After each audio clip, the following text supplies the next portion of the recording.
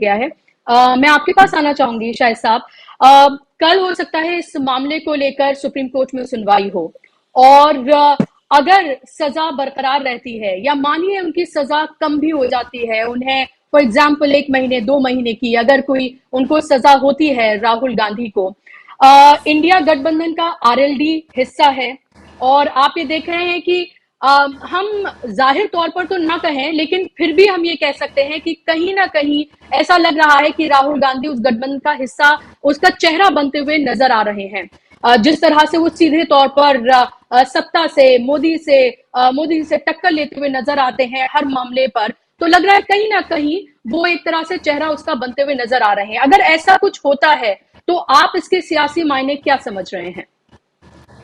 देखिए, एक बात स्पष्ट है कि जो कुछ राहुल गांधी के मामले में जो फैसला हुआ है वो एक बहुत आश्चर्यजनक फैसला है और एक तरह से प्रहार है भारतीय लोकतंत्र के ऊपर और फ्रीडम ऑफ एक्सप्रेशन के ऊपर, रूल ऑफ लॉ के ऊपर।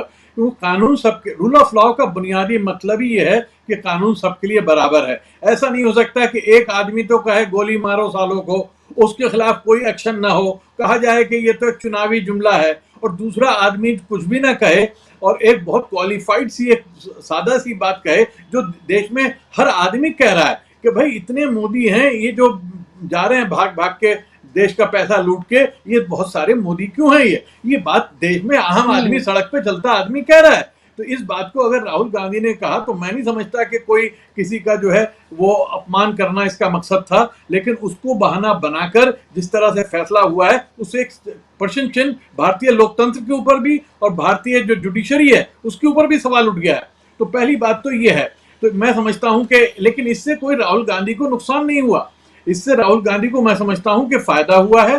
क्योंकि आज जिस तरह से पार्लियामेंट चलाई जा रही है और जिस तरह से माइक बंद किए जा रहे हैं, जिस तरह आवाज दबाई जा रही है, जिस तरह कैमरे हटाए जा रहे हैं, वो पार्लियामेंट को आहिस्ता आहिस्ता, मैं बड़े दुख के साथ कहना चाहूंगा, मैं पार्लियामेंट का मेंबर रह चुका हूं, मैंने बहुत करीब से देखा है एज अ पत्रकार भी और मेंबर की हैसियत से भी कि पार्लियामेंट किस तरह चलती है।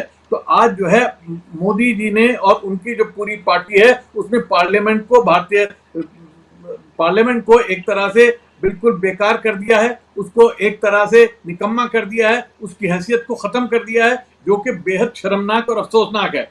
और नतीजा यह है कि आज पार्लियामेंट में रहें राहुल गांधी या कोई भी, या बाहर रहे, असल लड़ाई जो है वो सड़कों पे होनी है। असल लड़ाई जो है भारतीय संविधान को बचाने की है, भारत को बचाने की है, और इसके लिए सबको इकट्ठा होकर चलना पड़ेगा, चेहरा जो भी हो।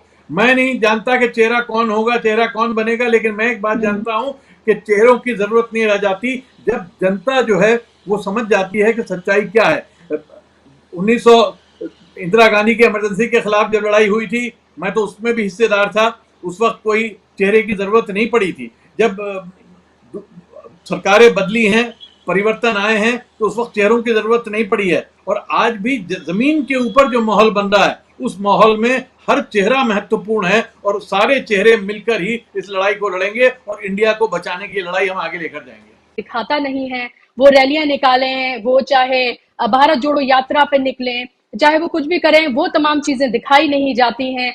तो जो विपक्ष का जो पक्ष है या वो अपनी बात जो रखना चाहते हैं वो जनता तक आकर जाएगी तो जाएगी कैसे? हम जैसे ही शायद कुछ प्लेटफॉर्म्स बचे हैं जिसको ऑल्टरनेटिव मीडिया कहा जाता है, मैं तो उसको मेन स्ट्रीम ही मानती हूँ, क्योंकि हम जनता की बात हम जैसे चैनल्स ही उठा रहे हैं।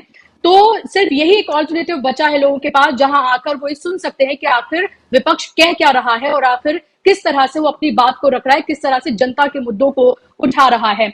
शाहिद साहब, आप एक ऐसी पार्टी से ताल्लुक रखते हैं जो जाहिर सी बात है जाटों की राजनीति करती है। अभी हमने देखा हरियाणा में, नूह में हमने देखा कि क्या कुछ हो रहा है। अभी भी वहां पर स्थिति जो है बहुत अच्छी नहीं है, और लगातार नोएडा से लेकर दिल्ली से लेकर तमाम तरह की जो रैलियां निकाली गई बजरंग दल की तरफ से, उसमें जो नारेबाजियां की गई, छोटे छोटे बच्चों को भी उसमें शामिल किया गया, वो सब हमने देखा।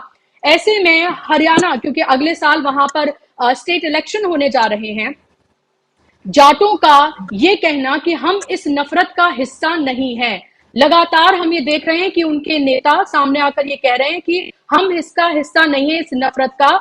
हम अपने मुसलमान भाइयों के साथ हैं, हमें इस सारी पॉलिटिक्स से कोई लेना देना नहीं है।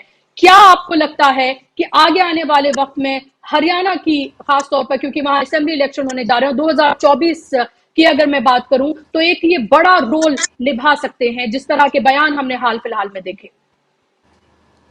देखिए, आपने एक बात कही थी कि क्या करें जब पार्लियामेंट में बोलने दिया जाए, मीडिया भी जो है खामोश कर दिया जाए। तो मैं आपसे कहूंगा कि फिर जनता के पास सीधे जाना चाहिए, जो राहुल गांधी भी कर रहे हैं, जो हमने भी किया था 2012 में जो दंगे हुए थे मुजफ्फरनगर में। उसके बाद मैंने और जयंत चौधरी ने मिलकर एक सामाजिक एकता मंच बनाया था और हम गांव गांव गए थे और हम हिंदू गांव में जाके मुसलमानों को बुलाते थे, वहां उनकी मीटिंग करते थे। मुस्लिम गांव में जाके हम दूसरों को बुलाते थे। आपने, हम कोई जाटों की पार्टी नहीं है, लेकिन जाट भी एक बड़ा अहम हिस्सा है पश्चिम उत्तर प्रदेश का और हरियाणा का। तो उनके गांव में उनके बीच टकराव कराने की कोशिश की गई। भाजपा ने खेल खेला था, उस खेल को हमने नाकाम बनाया और आप देख लीजिए कि उसके बाद से आज तक भाजपा की, आरएसएस की, विश्व हिंदू परिषद की सारी कोशिशें नाकाम हो गई। तो ऐसे मौके पे नेताओं का भी फर्ज है कि वो ट्रेडिशनल रास्ता, आसान रास्ता ना ढूंढे। आजकल सबके पास आसान रास्ता हो गया कि टीवी चैनल पे जाके बैठ जाओ और बात कह दो और समझ लो कि हमने घर घर पहुंचा दी। नहीं सर, घर घर नहीं पहुंचती, ये दिलों में नहीं पहुंचती, दिलों में पहुंचती है, दिमाग में पहुंचती है जब आप उसके गांव में जाते हैं, जब आप उसके पास जाते हैं। तो वो काम हमने पहले भी किया था, आज भी कर रहे हैं। जयंत चौधरी और हम लोग मिलकर आज भी गांव गांव में हम लोग पहुंच रहे हैं और उस बात को कर रहे हैं। आप मीडिया उसको कवर नहीं कर रहा, इसका मतलब नहीं कि हम काम नहीं कर रहे हैं, हम जमीन पे काम कर रहे हैं और उसका असर सारी जगह पर है। पश्चिम उत्तर प्रदेश में भी है, हरियाणा में भी है और आने वाले वक्त में चुनाव में देखेंगे कि हरियाणा में जो पिछड़े हैं, जो दबे हुए हैं, जो कुचले हैं, और हरियाणा में तो हाईजैक किया गया था चुनाव को लूटा गया था भाजपा के जरिए, अपने पैसे के दाम के जरिए। भाजपा हार गई थी हरियाणा में पिछले बार भी, लेकिन उसको जो है चुनाव को उल्टा गया था। और इस बार जनता तैयार बैठी है उन्हें सबक सिखाने के लिए, पूरा सबक सिखाएगी जनता। वो अब कुछ भी कर लें, कितने दंगे करा लें, कितना हिंदू मुस्लिम कर लें, कितना विश्व हिंदू परिषद और बजरंग दल का खेल खेल लें, वो नाकाम होने वाले हैं बुरी तरह से। और ये बात सिर्फ जाट की नहीं है, गुजर की नहीं है, बल्कि हर वर्ग, हर गरीब आदमी और हर जो सोचने वाला आदमी है, जिसके पास थोड़ा सा भी, जिसके पास सोचने की शक्ति है, वो आज तैयार बैठा है इनको सबक सिखाने के लिए। तो मैं ये कहना चाहूंगा कि हमारे नेताओं से भी मैं कहना चाहूंगा, पार्टियों से भी कहना चाहूंगा कि घबराने की जरूरत नहीं है। अगर चैनल नहीं अवेलेबल तो चैनल पे मत जाइए, बिल्कुल मत जाइए, बाइकआउट कर दीजिए। मैंने तो पिछले 4 बरस से तमाम चैनलों का बाइकआउट कर रखा है। आपके यहाँ इसलिए आ गया हूं कि आप उस चैनल का, उस माफिया का हिस्सा नहीं है। मैं उसे गोदी मीडिया नहीं कहता, मैं उसे माफिया कहता हूं। मीडिया माफिया है वो, जिसमें पूरा एक सिस्टमेटिक तरीके से एक माफिया काम कर रहा है। और वहां पे मैंने जाना पिछले 4 बरस से बंद कर दिया, इसीलिए बंद कर दिया कि मैं जानता हूं कि वहां पर मेरी आवाज जो है वो ना तो गूंजने दी जाएगी और ना उठने दी जाएगी। और वहां जाके मैं उनको एक इज्जत दूंगा, क्रेडिबिलिटी दूंगा,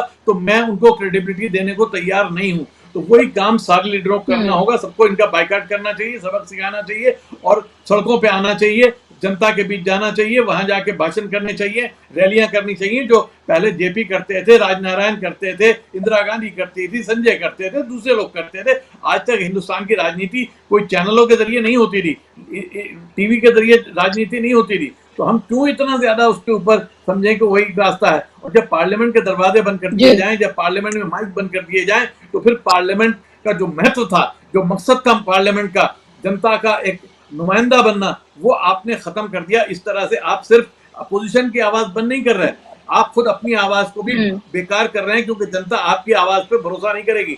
जनता उसी चैनल पे भरोसा करती है जहां पर बराबर के दो पक्ष जो हैं उनको मुकाबला करने की इजाजत दी जाती है। आज जनता को ऐसे का भरोसा नहीं है इस गोरी मीडिया के ऊपर, और आज जनता का जो भरोसा है पार्लियामेंट पर भी खत्म हो रहा है। बड़े दुख के साथ कहना चाहूंगा, और इसलिए खत्म हो रहा है कि ये सरकार जो है पार्लियामेंट को एक तरफा बना रही है। जो स्पीकर साहब बैठे हैं, मैं उनसे भी कहूंगा कि ये आप क्या कर रहे हैं, ये आप किस तरीके से, आपका काम तो सबको सुरक्षा करना है, लोकतंत्र की सुरक्षा करना है। आप वहां जाके सिर्फ एक पार्टी विशेष के लिए काम कर रहे हैं, ये बड़ा खतरनाक है। हमने देखा है कि किस तरीके से अडवाणी जी को सुषमा जी कितना अटैक करती थी पार्लियामेंट के अंदर में, साथ था। हमने कितने वॉकआउट किए, कितने हमने हफ्तों पार्लियामेंट नहीं चलने दी। लेकिन इसका मतलब नहीं हुआ कि मनमोहन सिंह जी या दूसरे जमाने थे, वाजपेयी जी का मैंने जमाना देखा, वाजपेयी जी के जमाने में हम पूरा हमला करते थे, लेकिन कभी भी हमने नहीं देखा कि हमारी आवाज को रोकने की कोशिश की गई हो, हमारे पे माइक हटाया गया हो, कैमरा हटाया गया हो, बल्कि हमारी आवाज